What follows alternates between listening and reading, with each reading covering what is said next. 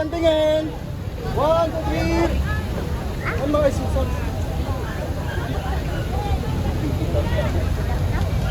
Nacional Negri! Ibaba! Ibaba! Nacional Negri! Ibaba! Ibaba! On the regulation law! Ibaba! Sabay sa mabayaw! Para po mas makita tayo sa picture? Yes, ma'am. Atras po tayo ng konti. Atras po. Mamayan! Ipaglaban! Yes po. Atras po ng konti. Yan. Para mas kita. Okay na po. Okay na yan. Okay na po. Yan. Okay, isa pa po! Taas po! One step forward. Yan. Nacional Negri! One, two. Sabay si BBM! Sabay si BBM! Karapatan ng mamamayan!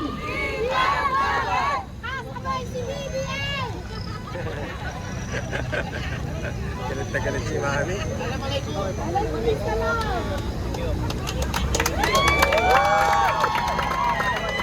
Sabay. Taas ang kamay. O, taas mo naman! Taas mo! Nacional Negri!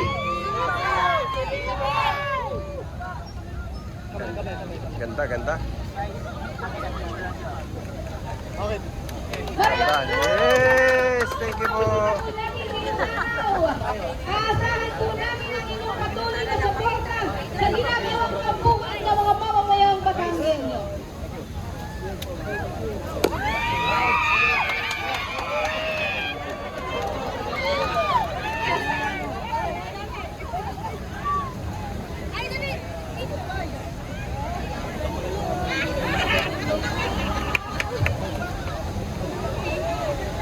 Ang bayan ko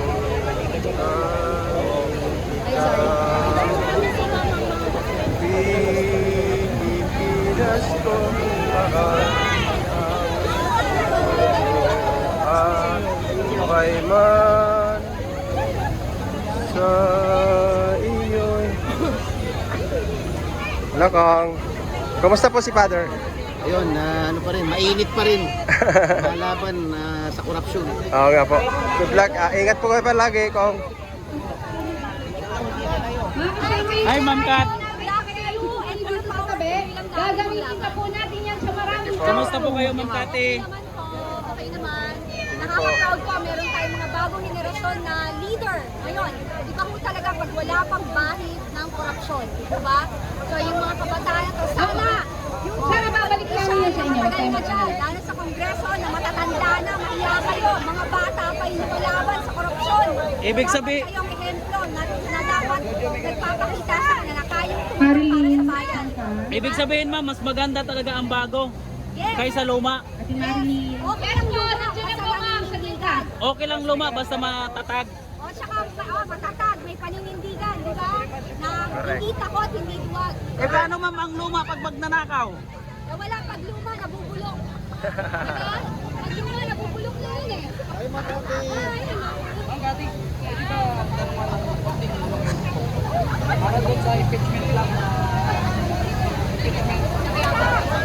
Opo, may tanong kami sa impeachment. May tanong kayo? Oo. Yung isinampang kaso sa Korte Suprema. Kung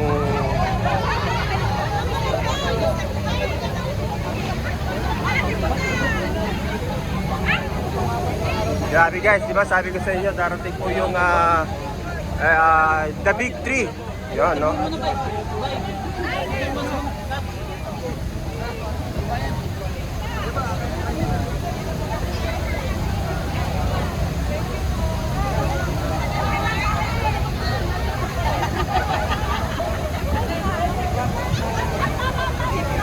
Dami na po, padami po ng padami yung tao dito sa liwasan, guys.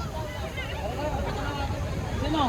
Si Kong, asa na? Dito. O sila lahat pwede. Para kami. Bro, sila lahat. Patanungin natin para. Sige na, yun na. Puntahan mo na. Puntahan mo na. Tara Ma'am Kat, nasa na si Kong? Ito si Kong, ito na si Kong. Ako nang impeachment para kasunod ha. Kong! Kong! Kong! Pwede po?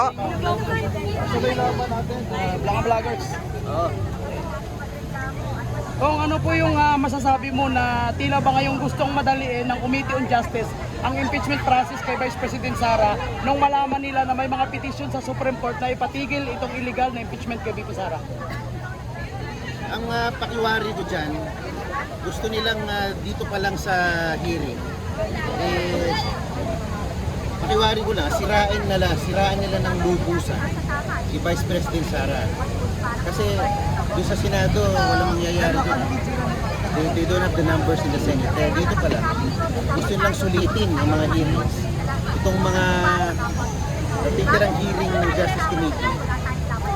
At tawagin nila kunyari mga witnesses para siraan si VP Sara. Yun lang ang goal. Sa tingin ko, yun ang kanilang goal. Siraan si VP Sara with the hope of bringing down her ratings. Yan ang binabalak nila. Kaya alam na sa Senado, wala silang pag-asa. Pero sir, sa Kongreso po ba makukuha nila yung numero para may si VP Sara? Sa akin, may nakakausap ako, mga Visayan Black, taga Bohol, taga Cebu. Ayaw na nilang bumoto in favor of the Kayo na magtanong po.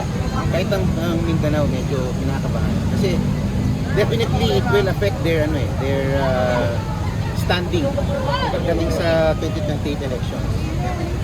Malaking factor yun yung pag si Sara pumirma kasi impeachment, baka may balik pagdating sa 2028, baka hindi ka naman manalo. So ayaw nilang magdalawang isip eh. Ayaw nilang mag-gamble pa. Sugal. Mahirap na maglaro. Baga, sabi na, tiisin ko na lang to. Ilang ano lang naman, ilang taon na lang. Walang pondo. Wag lang ako matalo. Tama. Dating sa 2020. Yan ang mindset ng mga ibang kongresista doon. Sinishare ko lang sa inyo. Ayun, may tanong kayo kay Kong. Kung ano po masasabi mo dun sa isang congressman na 80% daw ng mga tao ay pabor daw sa impeachment ni VP Sara? Hindi ko alam kung sinong survey firm galing yon. Hindi ko alam. Pero ang namamayani na sentimento ng tao